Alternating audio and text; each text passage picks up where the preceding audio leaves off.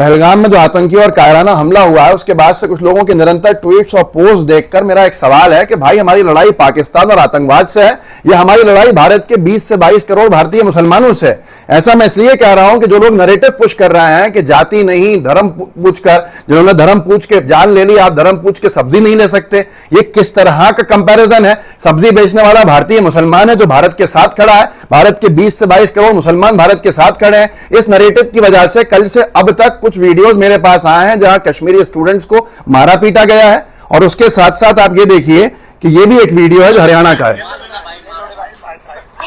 ये एक भारतीय मुसलमान है, इसको क्यों मारा जा रहा है, इसको क्यों पीटा जा रहा है, इसकी क्या गलती है? ये तो भारतीय है, ये भारत के साथ खड़ा है। सवाल पूछने चाहिए आपको भारतीय जनता पार्टी की सरकार से, लेकिन वो आप पूछेंगे नहीं क्योंकि आप देशभक्त नहीं बीजेपी के भक्त हो। आप ये सवाल नहीं पूछ रहे हैं कि सऊदी अरेबिया का दौरा कट शॉर्ट करके मोदी जी जो देश में आए कश्मीर क्यों नहीं गए, और बिहार की जो पॉलिटिकल रैली थी उसमें क्यों चले गए। मीडिया ने एक नैरेटिव सेट कर दिया कि बिहार से मोदी जी करारा जवाब देंगे दुश्मन देश को, और वहां पर कई सारे लाखों करोड़ों की योजनाओं की बात हुई, योजनाओं की सौगात दी गई, इस तरह से अपनी सरकार की जो उपलब्धियां वो बताई गई और उसके साथ में चेतावनी भी दे दी गई। क्या ये सही था? क्या ये हमारे देश में जब इतना बड़ा हमला हुआ है उस वक्त इस तरह की पॉलिटिकल रैली को संबोधित करने का काम कोई और नेता कर सकता था? लेकिन आप सवाल नहीं पूछोगे क्योंकि आप देशभक्त नहीं बीजेपी के भक्त हो, और इसलिए आप सवाल नहीं पूछ रहे हो। इसीलिए आज आप हमारी जो अखंडता की जरूरत है, हमारी जो एकता की जरूरत है, भारत का 20 से 22 करोड़ मुसलमान देश के साथ खड़ा था, खड़ा है, खड़ा रहेगा, आप उसको कटघरे में खड़ा कर रहे हो। आप स्पष्ट नहीं कर रहे कि आप चाहते क्या हो। तो यह सबसे बड़ा सवाल है कि हम पूरे एक साथ 145 करोड़ खड़े हैं दुश्मन देश के खिलाफ, आप लेकिन सवाल नहीं करोगे सरकार से, आप सवाल नहीं पूछोगे सुरक्षा चूक की जिम्मेदारी पे, आप सवाल नहीं पूछोगे कि अमित शाह जी गृह मंत्री हैं, उनका इस्तीफा क्यों नहीं हो रहा, रक्षा मंत्री का इस्तीफा क्यों नहीं हो रहा, क्योंकि आपको ब्रेन वॉश कर दिया गया है। आप देशभक्त बनिए, मैं आपसे ये कहूंगा।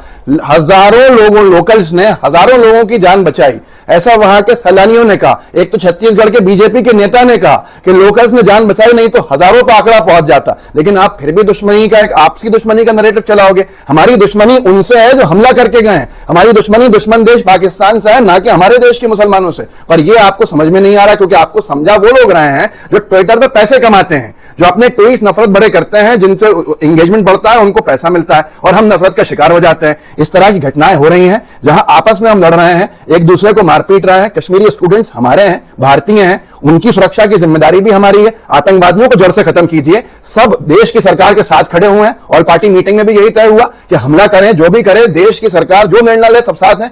लेकिन देश के ही 20 से 22 करोड़ मुसलमानों को इस तरह से अपना दुश्मन समझ बैठना, यह शायद हमारी अखंडता के लिए अच्छा नहीं है। जरा समझिएगा कि आपका आउटरीच कहां होना चाहिए था, आपका गुस्सा